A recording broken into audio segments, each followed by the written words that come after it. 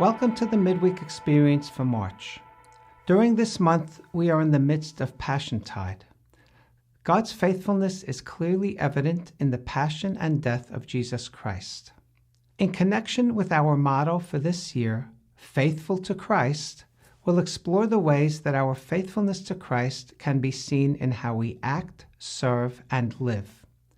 This month, we'll look at the interactions that Jesus had during Passiontide that can demonstrate how we can act in humbleness and love as Christ did, dedicate ourselves to Jesus regardless of whether or not this is accepted by those around us, and decidedly act with godly wisdom and not human wisdom.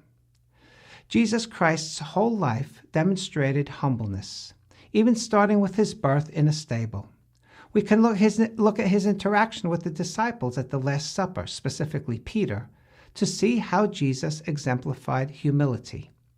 In John 13, we read the account of Jesus washing the disciples' feet, which was a common practice in those days as people traveled mostly by foot.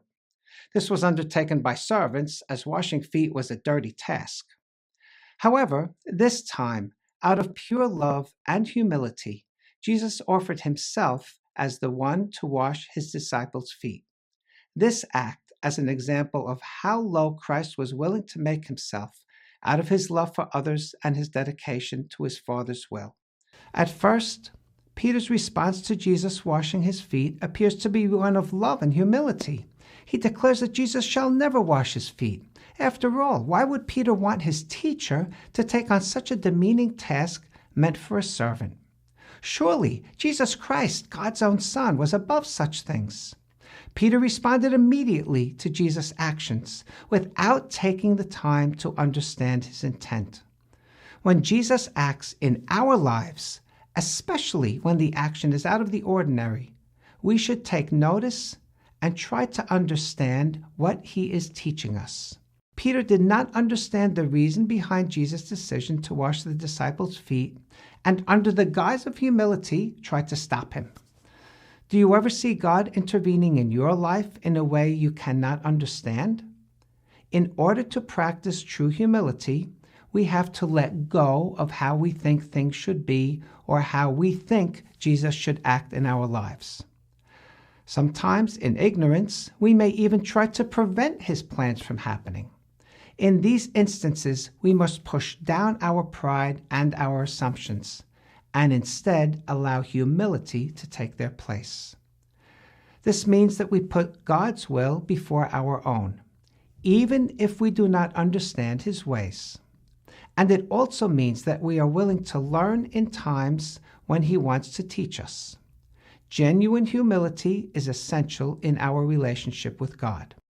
After Peter tried to stop Jesus from washing his feet, Jesus told him, "If I do not wash you, you have no part with me." We now see the reason behind Jesus' action, a reason that Peter did not understand at first.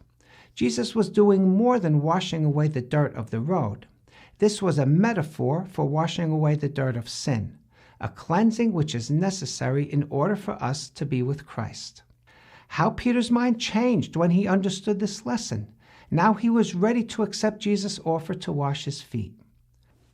Learning from Peter's example, we can ask ourselves, do I accept God's will and teachings before I understand what they mean, or only after?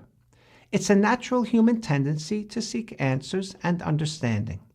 But when we have faith in God, the one who has all the answers, we only need to know and trust that everything is in his hands. Approaching God's teachings with humility allows us to more easily accept the wisdom that he wishes to share with us.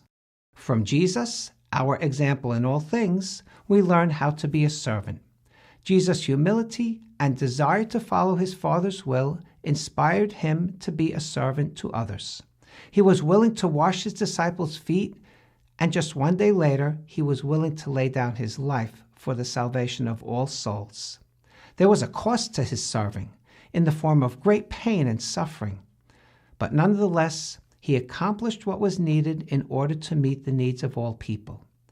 As servants, let's be careful that our pride doesn't inhibit us from meeting the needs of those around us, and instead be willing to serve in whatever situation God puts us in.